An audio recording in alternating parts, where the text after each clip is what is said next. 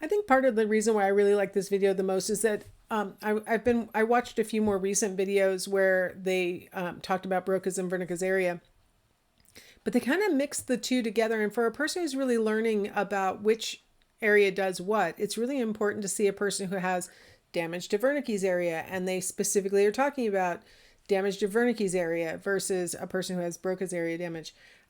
This lawyer, he still can produce sensible sentences. What he says back could be halting and stuff, but his sentences make sense. He's just struggling trying to make sense of what was said to him. I've seen other cases where the problem is reversed, where what is said to them makes sense. Wernicke's area is intact, but what they're struggling with is that they make sentences that don't make sense. And that's a damage to Broca's area. So in this piece, what we're seeing is a great example of a person who has got the, I want to go backwards here. There you go. The ambiguous is not necessarily implicated in his example, but what we're seeing is that with the synonymous, deep structure matches, but surface structure looks different. He's having a lot of difficulty trying to figure out, like, he knows the answer, but he can't figure out why he knows it. And it's like the words was and by are just missing for him. And so he can't make sense of it. All right. So let's talk about the stages of language acquisition.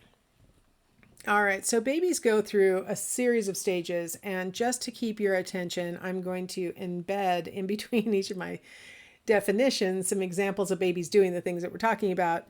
So the first thing that we're going to see that's important is the cooing stage. And it's called that because a lot of times babies literally make noises that sound like cooing pigeons. They're like, ooh, ooh, ooh, goo, goo, gaga. These kinds of nonsense, doesn't mean anything, heavy on the long vowel sounds of noises.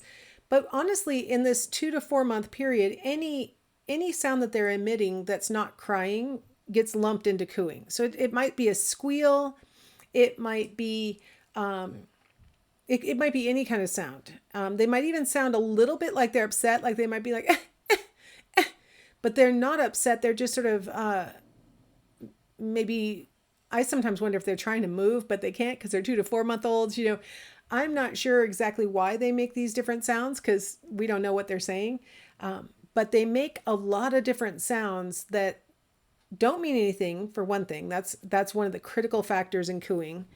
And they are not cries. They're not distress. They're not crying. They're in a distressed way. They're interacting with their environment by uttering some kind of verbal sound.